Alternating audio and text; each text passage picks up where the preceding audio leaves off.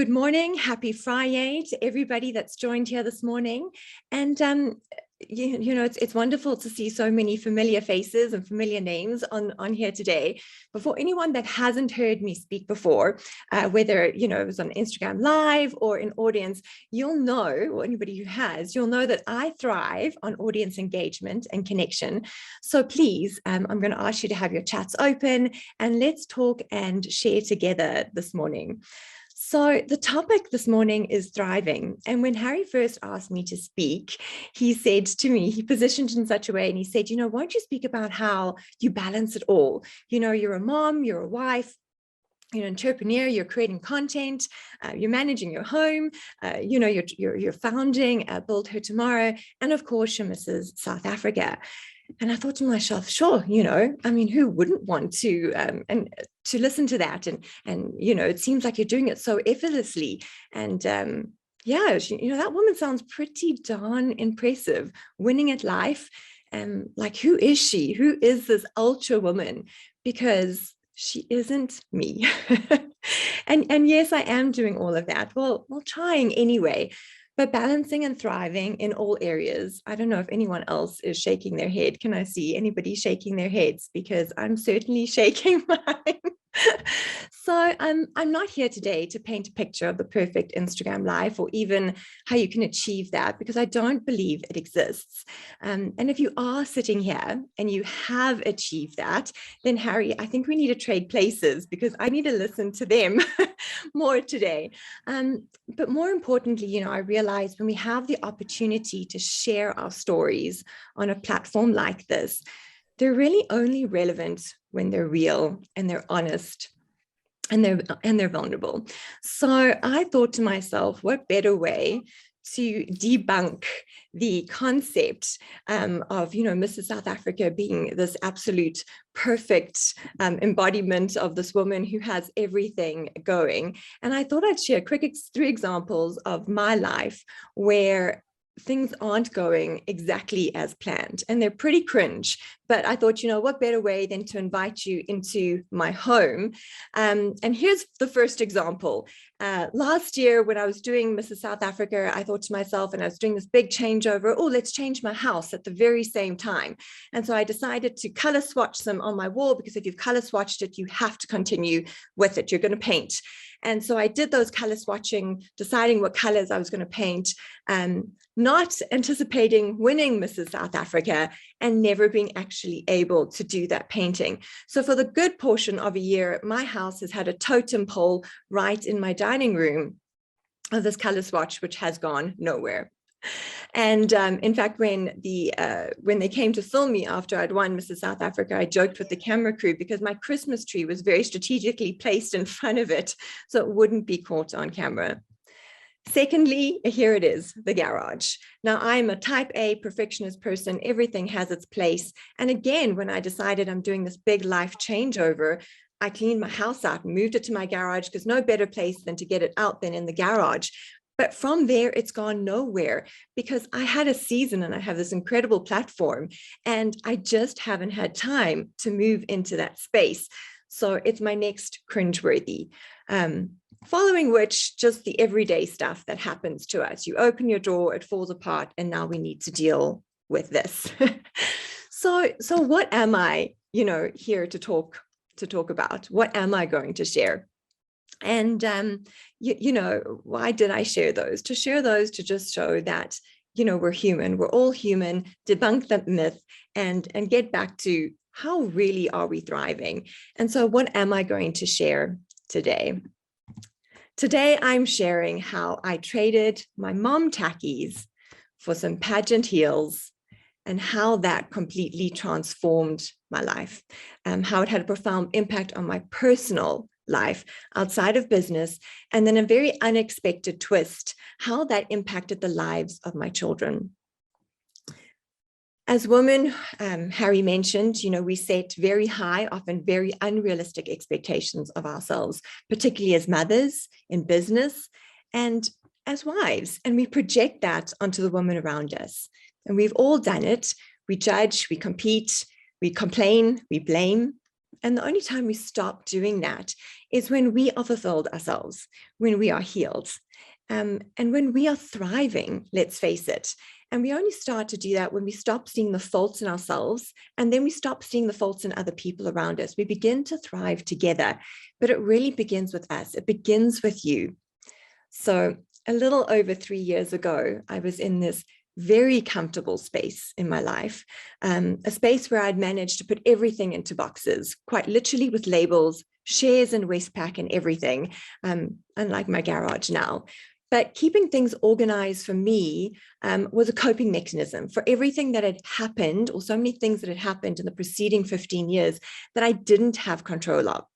From dealing with being diagnosed with endometriosis and a number of other debilitating issues, struggling to fall pregnant for 5 years, then my son being diagnosed with autism, countless hours of therapies, and then a series of health issues that hit him that had us in and out of hospitals with more questions than answers, and really just surviving what was going to hit us the very next day. Collectively, all of this meant putting my career as a key accounts manager in the marketing and advertising space on hold. And this vision that I had, or of this future that I created for myself, I put it all on hold. And in retrospect, I would do it 100% again, a million times over, because the well-being of my son and my family was more important to me than any of that. And to see the incredible young man that my son has developed into, so worth it as a mother. But I do recognize that it came at a massive sacrifice to myself, and I really got lost in survival mode. Everything just okay. Fine, you know, as women, we like to use the word fine, but nothing particularly great. And I'm not sure if anyone else on here has ever felt like that, because I sure can't be the only one. So I'm going to ask you, and you know, pop it in the chat, put a thumbs up if you've ever felt in that space where you're lost. You know, however you came to be like that, pop it in. We'd love to see that engagement. It doesn't just help me feel normal, but it helps everybody else on the call. I remember saying to my husband that I felt like we needed a change. And at the time, I didn't know what that was, nor what I was asking for, but I really felt it had to do with myself. I had to do with me. And Brené Brown says it best, you know, we have to choose courage over comfort. And we have to say, you know, I don't know what this is going to look like, but I'm going to give it a try anyway. And that's when the first of 2 crowns came into play. And it's quite interesting because ironically, the 2 crowns sound very familiar, but it's probably not what you're thinking. Our Mrs. South Africa crown, which I actually should have had with me today, Harry, I'm sorry, is called the crown of virtue. But it wasn't the catalyst for the change. In Latin, the crown of virtue stands for corona virtutis. So if there are any guesses what the first crown was, that changed it all pretty much for me. You're welcome to put it in the chat. Harry, you're welcome to shout it out if you think you know what it is. But essentially, that was the first crown, the coronavirus. And obviously aptly named coronavirus because of the shape of the proteins onto the virus that happens to look like a crown. So I call it my first crown.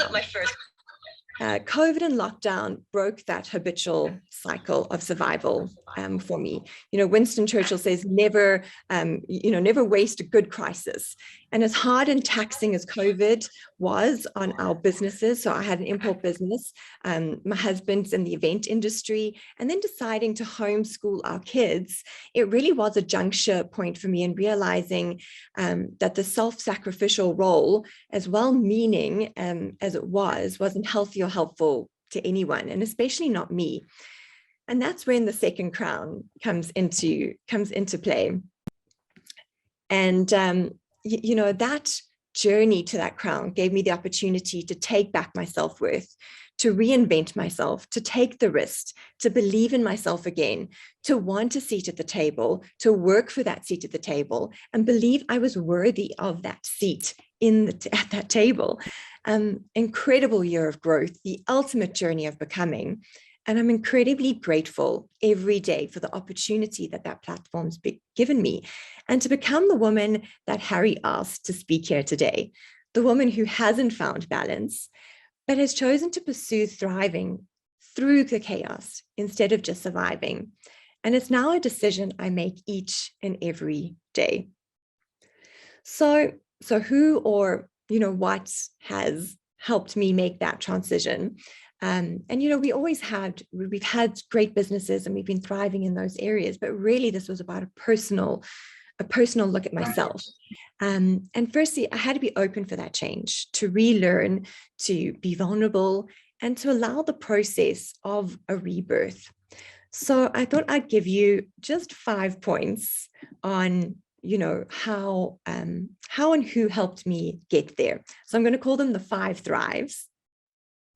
And the first one is to really recognize that you are not thriving.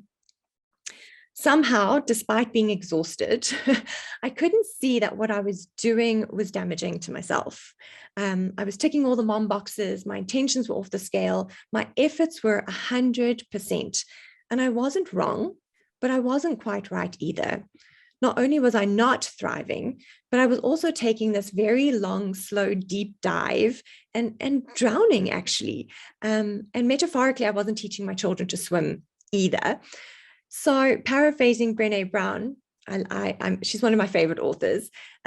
She says, what if we were models for our children instead of martyrs?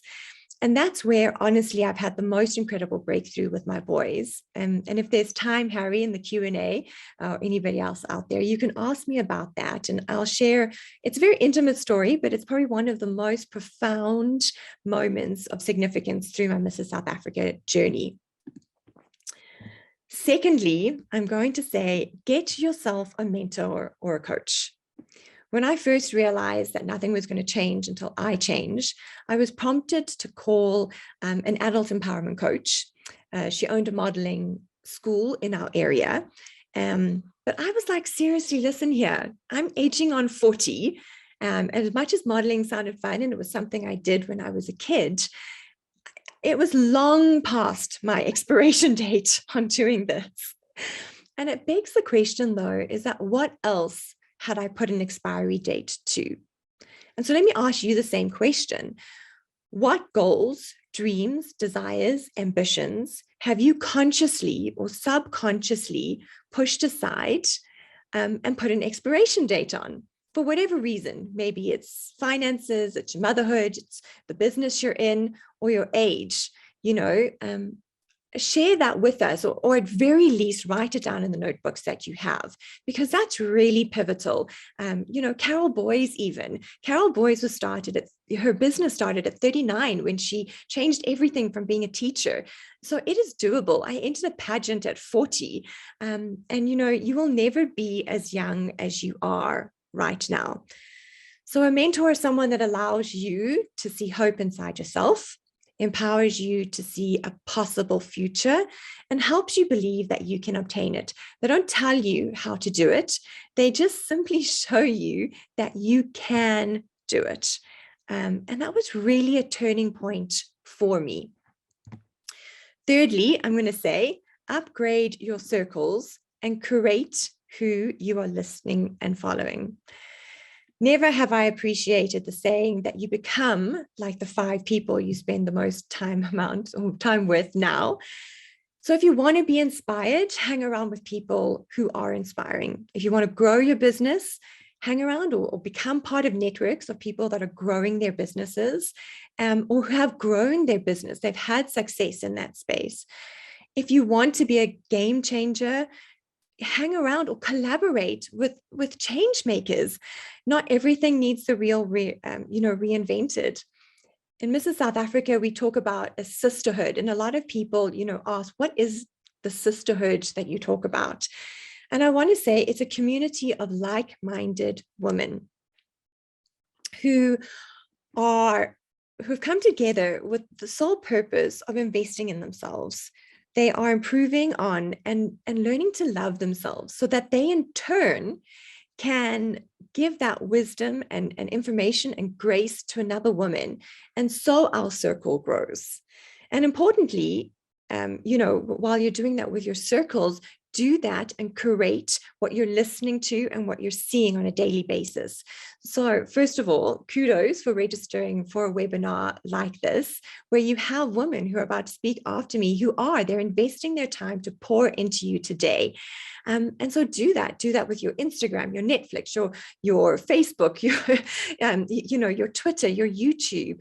Unfollow those people or accounts that do not serve the life that you are thriving for, and follow the people you want to emulate at the end of the day. Number 4 is create a vision board. Now, this is something I'd never done before, but my mentor, Kathy, had us do it at the beginning of last year. Now, this is not some magic board and there's a fairy godmother that's going to grant all your wishes, but there's an incredible power in aligning your goals and reminding yourself daily what you are working towards. So I actually have mine here, and I'm going to just show it. Oh, maybe my background's blurry, but it is, I'm sorry. But the bottom line is that my vision board kept me focused. And ultimately, there's some images on here, and I can share it on my Instagram later. And you'll see that those came to fruition. And that's just an important thing to be focused. Number 5 is grow together or grow apart. And this is something actually Harry and I spoke about not so long ago. And growth is exciting, it's unpredictable, it's uncomfortable, it's exhilarating. But when one person is on a massive growth trajectory and the other person is not, it's likely going to cause friction. So for me, it was important to be continuing to communicate regularly, openly, and just honestly. And I'm not just talking about in your marriage, I'm talking about friendships and in business as well. Right. So, of course, I have a number 6. Because you see, 5 Thrive just sounded better than 6 at the time. But it's important. Your tribe is important. But here's also what's important about your tribe and the people that you are with is to keep that tribe small. You can have a number of acquaintances, but your actual small tribe, the people you trust, the people that fuel back into you, the people that are in the arena with you, those people, Mark Driscoll makes a reference and says, keep it to the number of people on your hands. Because realistically, you cannot pour into more than that. And a true friendship or a true support system, it's a mutual experience. And there has to be commitment to be there for the good times and the bad times. Now, I realized that I could give you more points, but at the end of the day, I haven't even touched on staying in your lane or practicing gratitude. And there's so many more aspects that, for me were important and that helped me. But I just wanted to say, I hope today that I have given you hope.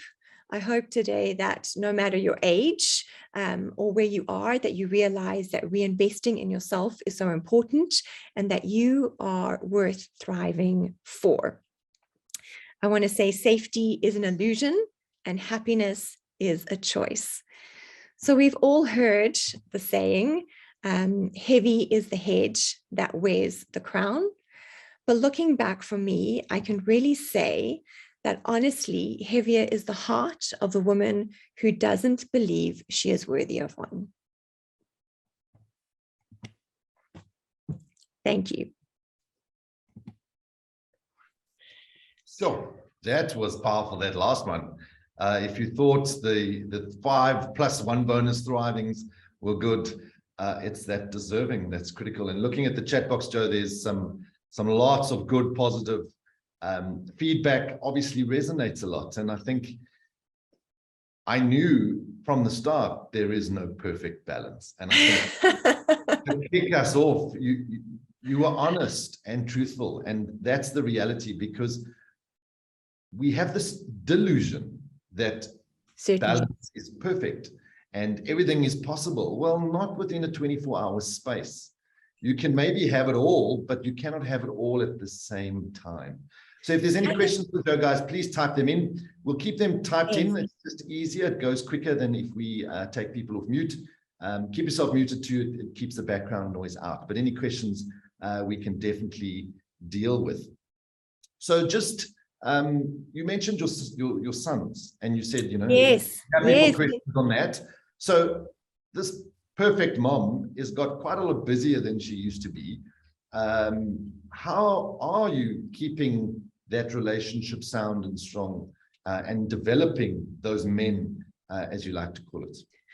So, Harry, this is one of the things I'd mentioned to you before as well. And also just talking about, I realized very quickly that when I started to find my confidence, when I started to be a role model for them, instead of actually, and I was never really a helicopter mother as such, but, we have this feeling that we want to keep them safe. We want to bubble wrap them and we want to give them everything that they need. And so I was doing that, taking them to therapies, etc. And my time was 100% theirs. But, doing this, just to take you back to what my son and my youngest actually, and he has absolutely or had the worst case of performance anxiety, to the point that it really manifested physically. And he would just, as a young child, he was sick actually. And, we didn't do his graduation. It was too much. And that was on the basis of therapists. They just said, this child is not worth it. Lockdown happened, out of school, but he's back at school now. And, he's seen my journey. He's seen me have to step up. He saw me put away the tackies, put on the heels, get dressed, show up. It doesn't matter whether I was sick or I was tired, show up and do these things. And it was interesting. We had a Women's Day luncheon, and there was a large audience there, 500 or more women, could have been close to 1,000. And I got up and I did my presentation as Mrs. South Africa there. And they were there just in the background watching. And when I came down from that, he said, "Sure, Mom, that was brave of you. Weren't you scared?" And I said to my boy, I'm nervous. Don't get me wrong. You should always be nervous. But I wasn't scared, because that presentation wasn't about me, or the speech wasn't about me. It was designed to give a message to the woman in the audience, and it was very specifically directed. And when it's not about you, you're not scared anymore. You have this confidence, and you see the worth in yourself and in the people around you. And next thing at school, they're having a Mother's Day get together, and all the moms are invited. And I didn't think much of it because he hadn't said anything. And ordinarily, when it comes to these things, if he was going to be on stage, I would know, because this anxiety would flare up, and, we would have to put all these measures into place.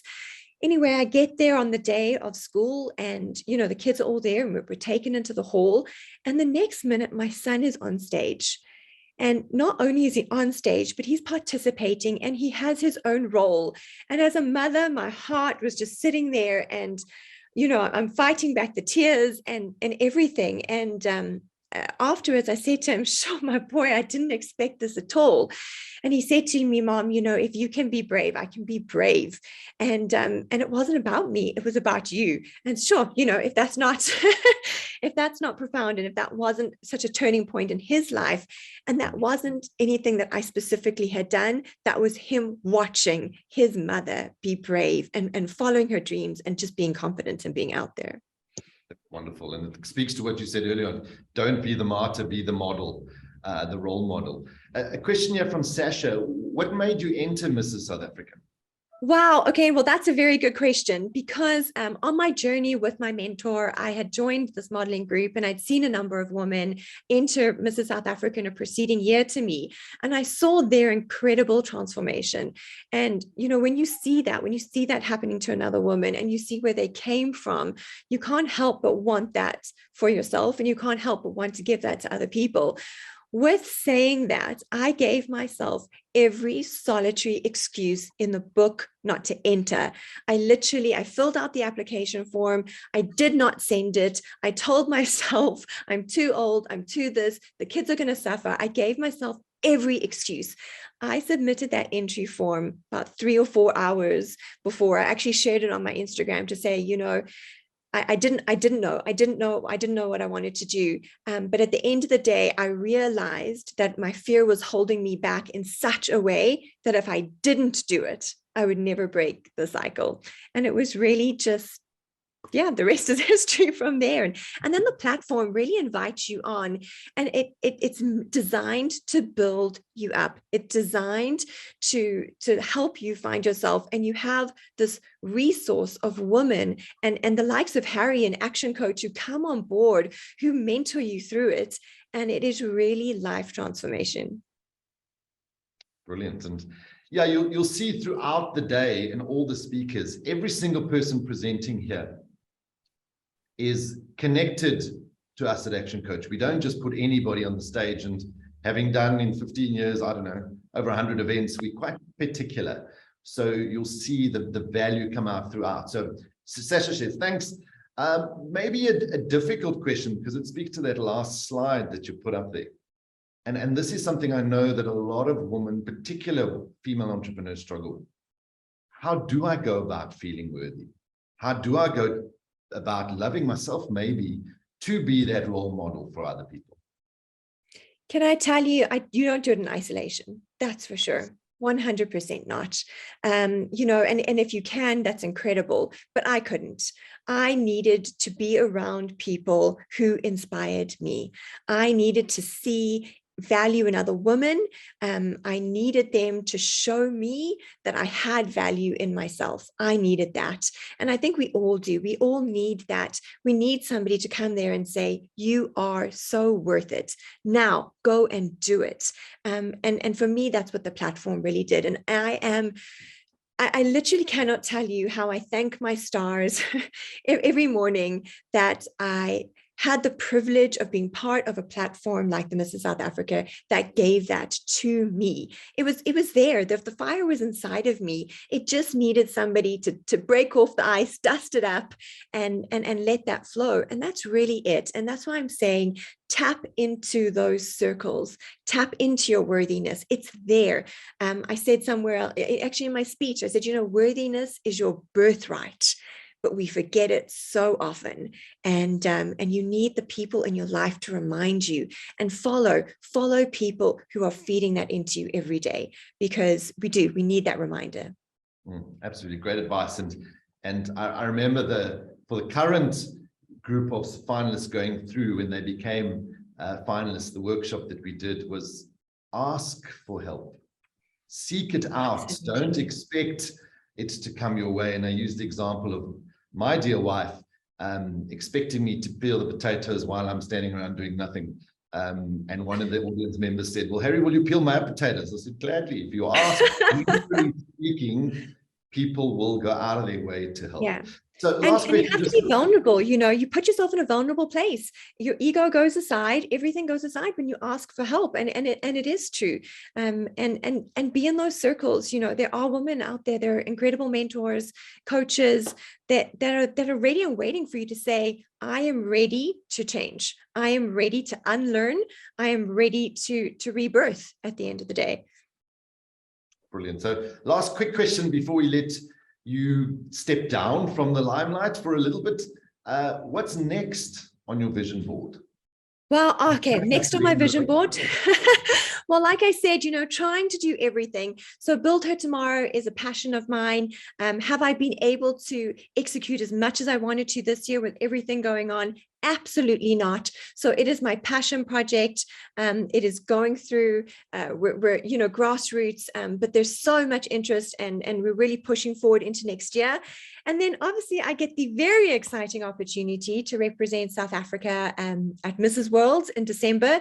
So I'm looking forward to that. I'm looking forward to the experience. And again, just completely out of my comfort zone, putting myself out there, being vulnerable, putting myself into the arena and seeing what happens from there. But very much, I am looking forward to the next 5 to 10 years. I have a vision. I am worthy and I'm on it. So.